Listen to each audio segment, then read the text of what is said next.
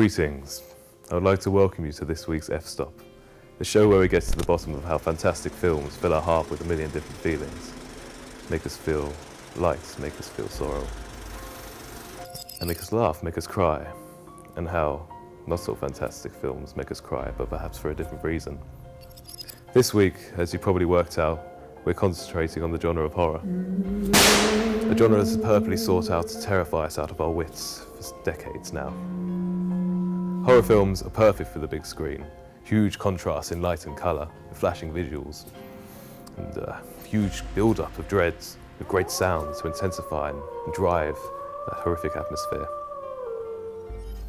There's lots of different types of horror within the genre, and all these different types concentrate on different types of fear. Classic horrors such as Nosferatu concentrate on a type of horror to try and terrify the audiences with a kind of blatant horror. Horror films often use the supernatural to try and scare their audiences, inventing great monsters, vampires, ghosts and ghouls. These demon-like beings are often placed into an everyday world to try and draw the audience in, unease them, to try and scare them further. They've brought us such monsters like Phantom of the Opera, Dracula and Frankenstein's monster, to later monsters such as Freddy Krueger, Jason and Pinhead. Horror directors have brought us so much over the last few decades, with directors that's not always dependently thought of for their horror films, like Alfred Hitchcock and Stanley Kubrick. Hitchcock, the master of suspense, bringing us a whole new sense of unease, and of course Kubrick, with his unbelievable visuals and flashing sounds. And now we're making way for new horror directors like James Watkins and his new eerie version of Woman in Black. The subject of horror can be debated on so many levels, but why is it we yearn for that ultimate fright? Here's the view of Alex Naylor, a film lecturer at the University of Greenwich.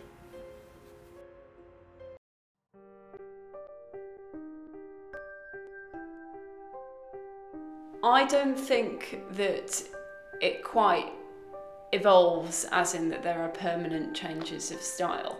I think horror kind of tends to be on a pendulum where it will kind of swing back and forth between trends, will swing back and forth between psychological, kind of very sort of slow-paced, subtle horror, and big, in-your-face, kind of gory, spectacular horror.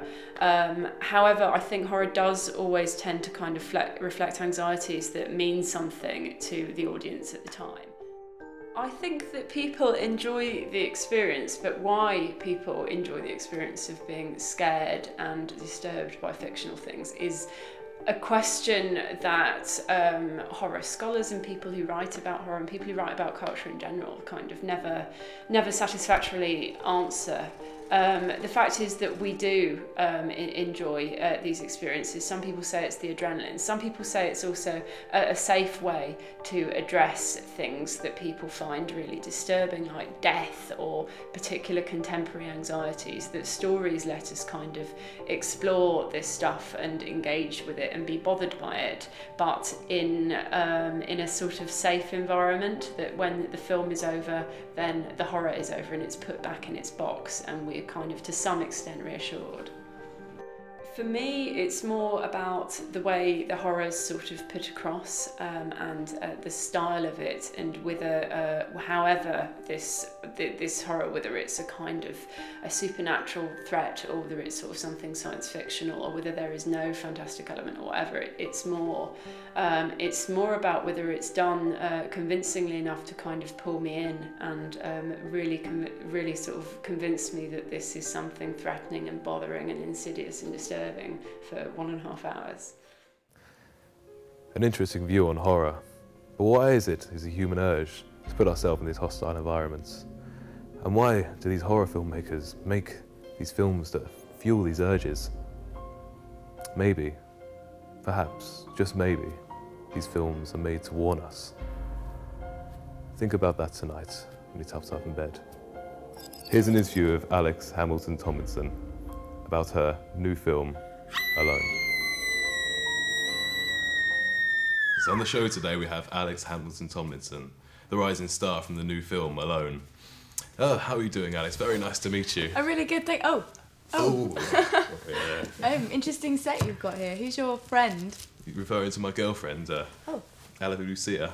Very pretty she is she not? Very alternative, yeah. She's interesting look. Yeah. Where's her body? Well, we won't talk about that, but moving swiftly on. The new film Alone, it's a very chilling film. I happened to see it myself. Like, it is very scary. Like, how was it? A lot of fun working?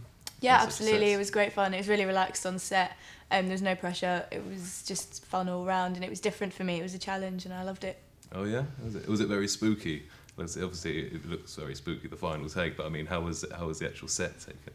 Like, was it quite scary to act such a part? Yeah, I mean, parts of it were quite creepy when it was really silent on set and it was dark, and it did freak me out a little bit. But it was mainly like, it was a good laugh most of the time. There's quite a lot of bloopers from where we all messed up a little bit, but other than that, it was really good success. Oh, fantastic. Yes, it was. Like, of course, the director Ricardo da Silva. We mixed up there. Ricardo da Silva, the rising rising horror director. How was it working with him? I've never met him myself, but he looks like a very interesting character. He's a very interesting guy. He's slightly disturbed, like Quentin Tarantino himself, but I suppose that's what makes him so good and why he's getting so popular so quickly. He's great to work with, he's really hands-on. His directing skills, I couldn't really fault. He always made sure everyone knew what they were doing at what time, and things ran really smoothly because of him. That's great, yeah. Like, he does seem like a very strange guy in my sort of view. Not that Yeah. obviously I can talk, but but how like, is he a bit strange on set? He's funny. He's a funny guy. He's strange, yeah, but not in a weird way where you don't want to ever be alone with him, just in case. I suppose you have to be a bit weird to be able to produce such films. Absolutely, yeah. I mean, credit to him for being weird. But like he himself, he seems to have a lot of influence from Japanese horror, especially in this new film Alone. Like, it's very, very like, cold and eerie. Like, did he make you research Japanese horror films before you played this part? Not necessarily, but I felt like I should anyway, just to get an idea of the characters and how they react to certain incidents. And they're very over the top, and they have a lot of emphasis on what's scary, and it's really powerful to the audience, I think. And I've quite enjoyed trying to do what they do. Because I mean, like this isn't the first part you've taken on a horror film. Like, and I've heard a little rumor that you yourself are a big horror fan. Is that correct? Yeah, I mean, I love a horror film. I love watching them. I mean, it gets your blood pumping, gets you scared. Get to hide behind a pillow. Out of interest, what is your favourite horror film? What's your sort of thing? I enjoy the Saw films and stuff like that. And then I did hear about the Human Centipede 2, so I ended up watching that, and it turns out that is severely disturbed, and I wouldn't recommend it. You wouldn't recommend it? Absolutely not. It's so bad. It's terrible. Fair enough. Well, thank you very much, Alex, for coming on the show. Like, is it right? Is the 25th of April your film? Yeah, premiere's 25th of April, and it's going to be a good night. So fantastic, we'll be there. Fantastic. Well, there you go. Like, go see it. It's a very chilling film. Here is a little taster for you. Here's the trailer for it. Broke up then? Boyfriend? no, well yeah, but it's over now. Like I said, I needed to go away.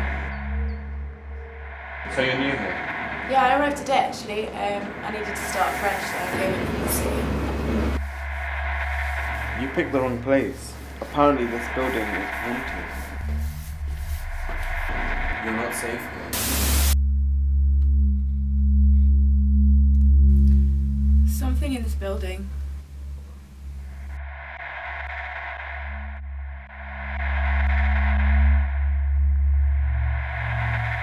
I'm all alone.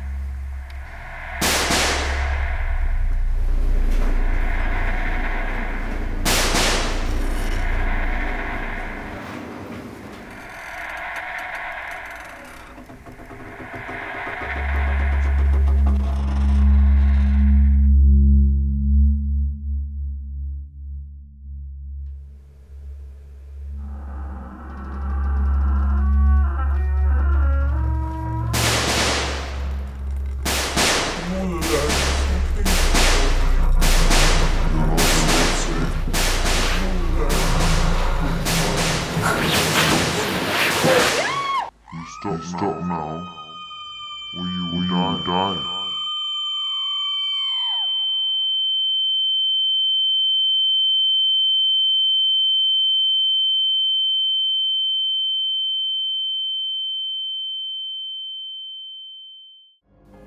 That's it for the genre of horror. Join us next week for the heartwarming genre of romance. Until next time, enjoy your time with your family and your loved ones. I had a family once. They were delicious. Good night.